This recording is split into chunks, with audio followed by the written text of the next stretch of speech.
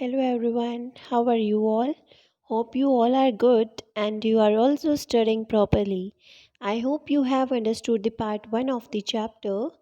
Now, before continuing the topic, let's recall what we have learned in previous video. So in part 1, we discuss about cell. What is cell? So, the cell is the basic structural and functional unit of life.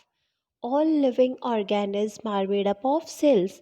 जितने भी living organism है वो किससे बने हुए हैं? Cell से. Hence they are known as the building blocks of the cell. Sorry, hence they are known as the building blocks of the life. Cells को क्या बोला जाता है? Building blocks. Am I right? Robert Hooke discovered cell in Cork Slice in 1665. Now, with this, we'll continue our topic, which is discoveries about cell. Robert Hooke ने एक बहुत अच्छा काम किया. वो ये था कि जो भी उन्होंने स्टडी करी उस पर उन्होंने एक बुक लिख दी. उस बुक का नाम क्या था? माइक्रोग्राफिया. ये याद रखिए, उनके बुक का नाम क्या था? माइक्रोग्राफिया. इस बुक में उन्होंने रिटन फॉर्म में जो भी उन्होंने स्टडी की, जितना भी उन्होंने एक्सपेरिमेंट किया, वो सब इस बुक में लिख डाला.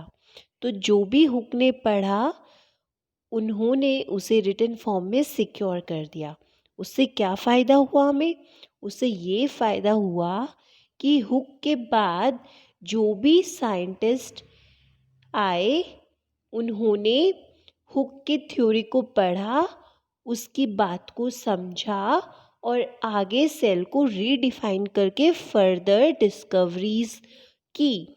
ओके, उन्होंने उसकी थ्योरी को समझा और उसके बेसिस पे उन्होंने सेल को रीडिफाइन करके फर्दर डिस्कवरीज की, जिससे उन्हें समझ आ गया कि each and every organism starts its life as a cell. Okay, जितने भी लिविंग ऑर्गेनिज्म हैं, जो भी ऑर्गेनिज्म है, वो अपनी लाइफ कैसे स्टार्ट करते हैं?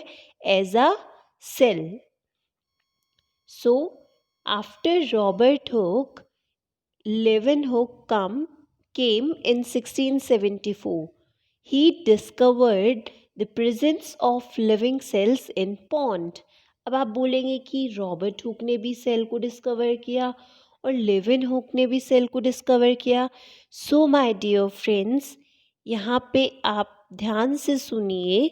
रॉबर्ट हुक ने क्या किया था? सेल तो डिस्कवर किया, लेकिन जो रॉबर्ट हुक ने सेल डिस्कवर किए थे वो सेल डेड सेल्स थे. ओके, और जो लेवेनहुक ने पॉन्ड के अंदर लिविंग सेल्स देखे, वो सेल्स कैसे थे? लिविंग थे. तो this is the difference between these discoveries. Okay, so don't be confused between these discoveries. Robert Hooke discovered dead cells and Leeuwenhoek discovered living cells in pond. After Leeuwenhoek, Robert Brown came in 1831. 1831 में कौन आए? Robert Brown. और he discovered nucleus in cell. Robert Hooke ने भी कोई nucleus के बारे में बात नहीं की. फिर लेeuwenhoek आए, उन्होंने भी न्यूक्लियस की कोई बात नहीं की. उन्होंने सिर्फ पॉन्ड में देखा और उन्होंने डिस्कवरी की, बताया कि पॉन्ड के अंदर लिविंग सेल्स होते हैं. इन दोनों ने न्यूक्लियस की कोई बात नहीं की. फिर थर्ड नंबर पे आते हैं रॉबर्ट ब्राउन, जिन्होंने सेल के अंदर किसकी डिस्कवरी की? न्यूक्लियस की. उन्होंने बताया कि सेल के अंदर एक स्फेरिकल स्ट्रक्चर प्रेजेंट होता है, जिसको उन्होंने क्या नाम दिया? न्यूक्लियस. तो Robert brown discovered nucleus. You can see this is a nucleus present in the cell. Okay. After Robert Brown, Skeldon and Swan in 1838 and 1839 came and they presented cell theory. उन्होंने एक cell theory दी जो कि बहुत ही interesting है, जिसको हम detail में पढ़ेंगे। और सेल थ्योरी में उन्होंने क्या बताया कि all living organism are made up of cells. जितने भी लिविंग ऑर्गेनिज्म है वो किससे बने हैं? सेल से बने हैं। Okay, after Schleiden and Schwann, Rudolf Virchow came in 1855. He suggested that all cells arise from pre-existing cells. Rudolf Virchow ने क्या बताया कि जितने भी सेल्स हैं वो किससे अराइज हुए, किससे बने हैं? प्री एग्जिस्टिंग सेल से। जो पुराने सेल्स हैं उन्हीं से न्यू सेल अराइज हुए हैं। ओके, रुडोल्फ वर्चो के बाद आए पर्किन जी। पर्किन जी ने 1839 में एक टर्म कॉइन की थी, एक टर्म दी थी, वो थी प्रोटोप्लाज्म। उन्होंने बताया कि प्रोटोप्लाज्म सेल के अंदर प्रेजेंट होता है। ये देख सकते हैं आप, ये तो है protoplasm in free water form और ये है protoplasm bound water form. Okay, एक तो प्रोटोप्लाज्म फ्री फॉर्म में घूम रहा है मज़े से और एक है bounded protoplasm. Protoplasm my dear friends two word से बना है, साइटोप्लाज्म एंड न्यूक्लियोप्लाज्म। साइटोप्लाज्म और न्यूक्लियोप्लाज्म मिलके क्या बनाते हैं? प्रोटोप्लाज्म। इसके बारे में फर्दर डिटेल में हम अभी आगे नेक्स्ट वीडियोस में पढ़ेंगे। Is that clear to all? सबसे पहले आए रॉबर्ट हुक। उन्होंने डिस्कवरी की सेल की, और जो सेल थे वो कैसे थे? Dead cells. उनके बाद आए लिविन हुक 1674 में। उन्होंने लिविंग सेल्स की डिस्कवरी की। उनके बाद आए रॉबर्ट ब्राउन। उन्होंने डिस्कवरी की किसकी? न्यूक्लियस की, कि सेल के अंदर क्या होता है? न्यूक्लियस प्रेजेंट होता है। रॉबर्ट ब्राउन के बाद स्केलेटन एंड स्क्वान आए। दे प्रेजेंटेड सेल थ्योरी, और उन्होंने बताया कि जितने भी लिविंग ऑर्गेनिज्म होते हैं they all are made up of sales.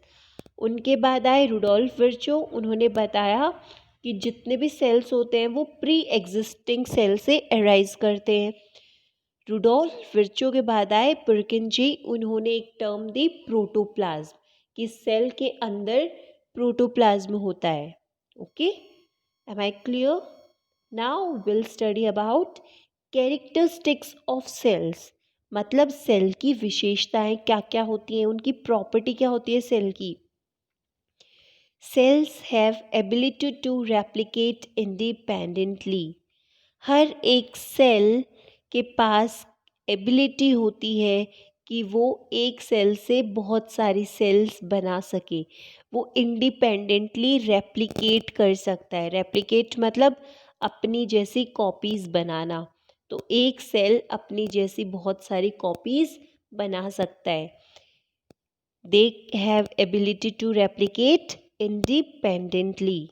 Next point is they contain hereditary information। They contain hereditary information का मतलब क्या हुआ? It is very important my dear friends, that which comes from parents to the offsprings or the daughter cells. So these cells, they contain the hereditary materials and they are responsible for transfer of characters। That means the transfer of characters from parents to offspring। hereditary information का मतलब क्या होता है कि parents से daughter cells में characters का transfer होना। ओके, आपने अक्सर घर में फैमिली डिस्कशन में सुना होगा कि तुम्हारी आंखें तो तुम्हारी मम्मी पे गई हैं, तुम्हारी नोज़ नानी जैसी है, एक्सेट्रा एक्सेट्रा। इसका रीज़न यही है कि the transfer of characters from parents to offspring. Parents से कैरेक्टर ट्रांसफ़र होते हैं उनके डॉटर्स ऑफस्प्रिंग में, उनके डॉटर सेल्स में। Okay, next point is they can perform all the life sustaining activities of their own। जो सेल्स होते हैं वो लाइफ की सारी एक्टिविटीज़ अपने आप परफॉर्म कर सकते हैं। वो जितनी भी एक्टिविटीज़ उनकी बॉडी में होती हैं, ह्यूमन की बॉडी में होती है, लिविंग ऑर्गेनिज्म की बॉडी में होती है, वो कौन परफॉर्म करता है? सारी एक्टिविटीज़ कौन परफॉर्म कर रहा है? सेल परफॉर्म कर रहा है। Okay, next point is they show similar chemical composition and metabolic activities. Cells क्या होते हैं, क्या शो करते हैं? केमिकल कंपोजिशन क्या होता है? सेम होता है उनके अंदर, और मेटाबॉलिक एक्टिविटीज़ सेम होती हैं। Okay, next point is which I have not mentioned is that cells are tiny. They are very small in size. Cells are measured in micrometers.